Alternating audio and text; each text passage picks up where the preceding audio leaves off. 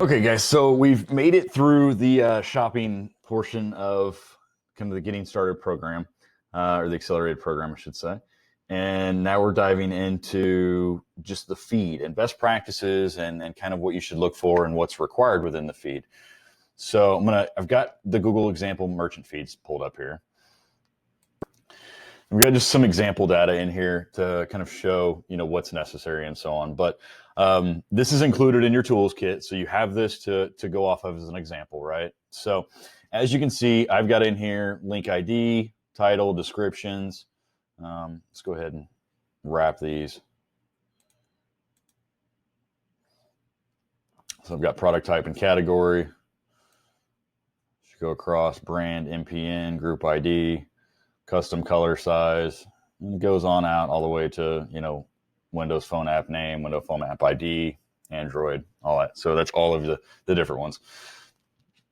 So this is just an example feed that you can kind of see, how to order it, how it should look like with just some generic information in here, right? But there's also this little nice column on here as well that you can basically see what's required and what's not required. And this is going to be really important for anybody setting this up, is to kind of understand what segments you have to have and what segments you can improve on, okay?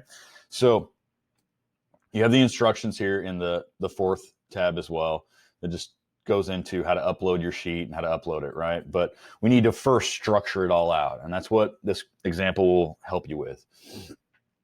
So you see all the green boxes as we go. So the required for all feeds is going to be ID, title, description, condition, price, availability, link, and image link, okay? Some of this other stuff as we get into it, right, is if you have a brand, you need to have that in there, right? We always want to put our brand in there as we go through. Product category type, according to what Google has, like they have a list of their different product categories. If it's an adult product, right, you need to name that. So as you see, like these are going to be required for everybody, right? Where you get into the blue ones is more kind of apparel based.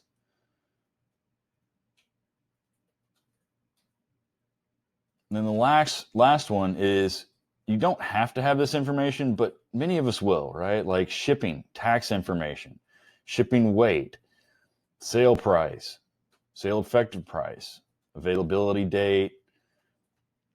So these are the 59 or the 39 attributes that you can adjust within the actual data feed, okay? And all of these, again, utilize this example to understand what you can and can't do, right? This isn't like a website, right, where the description is just going to be 1 or 2 characters or maybe 25 characters, right? This description, you need to put in there as much information as you possibly can, okay? It should be extremely keyword heavy. It should also be synonym heavy, and different ways that your products are, found online. Like one of my clients, they have a heat protectant syrup, right?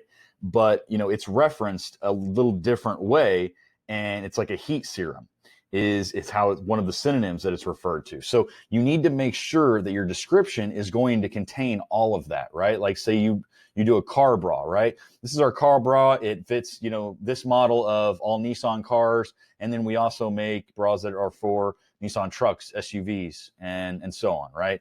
That's going to be your overall description. And then you would put over here the different sizes and groups of how you can, the offerings from it, right? So let's find like the sizes right here. All right, you can put the different variations, materials, and colors to have more of the checklist whenever you're checking out, right? But these descriptions should be very, very, they're not going to be something where you're going to be limited to 120 characters, right? If you want to put 500 words in here, put 500 words in here. The main thing is you want to be very, very clear about your descriptions and about all your information that you're putting in here about your client. So don't put, a bunch of, this also supports our windshields and our lights. Be very, very succinct with what the information and descriptions you're putting in there, but you need to have full form descriptions of it. Same way with the title, right? It should be black shirt, like black multi-fabric, dual spun. cotton, black tee. Black shirt, multi-fabric, dual spun, cotton, black tee, right? It needs to be, you need to be able to put as much information in there as is possible in order for the data feed really to understand what is going on, right? It says no promotional text, right? No approach text or shipping information. So you're not going to want to put in there, you know, buy one, get one, black shirt, multi-fabric, spun, black cotton, right? It's not going to be in there. But the longer form description of what that product is only going to provide additional value and additional points that it can pull from the data feed in order to figure out what it's targeting and the relevance within it, right? It's only going to show a certain amount of that within the description according to an available character length. But I'll give you an example, right? Product feeds.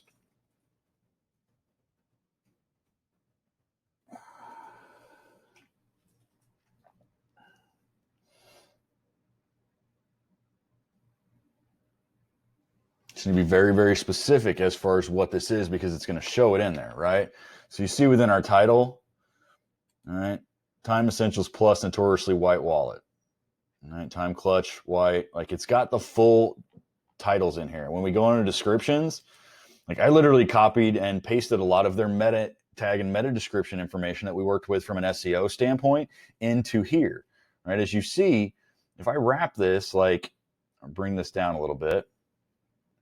What's in here is much longer. Throw out your curling hair strengths, right? You can put more character and more information in there. And this is more of like your sales pitch, right? The description is pretty much your sales pitch. So if you can do, you really want to just have more of an elevator pitch for each one of your products with some value props in there, like an introduction with the title that includes, you know, all the different variations of what the name is, what it can be related to, some value props to it. Also, any information, right? Even better, the curls should last 2 to 3 days. We guarantee these results and offer free one-on-one sessions with our virtual stylist to teach to the girls, right? You want to put more value into what that particular product is. It's not just the simple description as what their, you know, their time iron is. It's that. And then product categories, right? You want to break them down very, very specific and as low as possible so that it really refines what it's looking at when the algorithm is going out and trying to match your product to people's searches within Google. And especially whenever you're talking about trying to match these items going into doing some of the smart shopping, the more information that you have, the better it can formulate the targeting and the theme of what you're trying to look at. And it's going to only provide additional value, higher relevancy scores, which is going to bring down the cost and ultimately make your ad dollars go a lot further, right? So these are a lot of the things that you're going to want to focus on within your ad sheet. And keep in mind, right, you may only, to get started, right, and get this really launched, you only have to do the green, right? If we're doing products, this isn't like an educational course or something that we can download, right? You're going to want to put in additional information, description, items, and tax. But do what's in here that it's going to do, that's going to be able to get you live and get that feed processing, right? So you want to be able to submit that feed as fast as possible so it'll start going through the products and approving them. All this other information, such as your, you know, group ID, your pattern, your shipping weight, your length, shipping width, shipping labels, like that kind of stuff can be added after the fact. At least get your basic information up there so you can get the actual feed approval process going, because that can take a couple days to get going. And then as you go through here and you get the feed further, you know, built out with all the information on there, then you can continue to upload it. Keep in mind that the more information you put within the columns, right, that's relevant, it's going to use to target better. But then also the more information that you have, the more of those attributes that you can fill out that are going to be relevant to your product, the higher quality score is going to be and the more relevant, and Google's going to give you for that. So there's like the relevancy through the actual descriptions and the item titles and conditions and all the actual components within it. But then there's also the relevancy from just giving more information. Like Google looks at the fact that you're having more information about your product out there and more descriptive kind of context to each one of your offerings as you're improving the consumer experience. So they're going to give you higher quality score points on this. And again, all of this equals lower cost per clicks, lower cost per acquisitions, increased ROI, and a lot more money back in your pocket, and especially with the Google Shopping stuff. If you're an e-commerce company or you're even an education offering company, like if you can figure out how to utilize these Google Shopping campaigns within your different product field, again, it could be a digital product, it can be a physical, tangible product.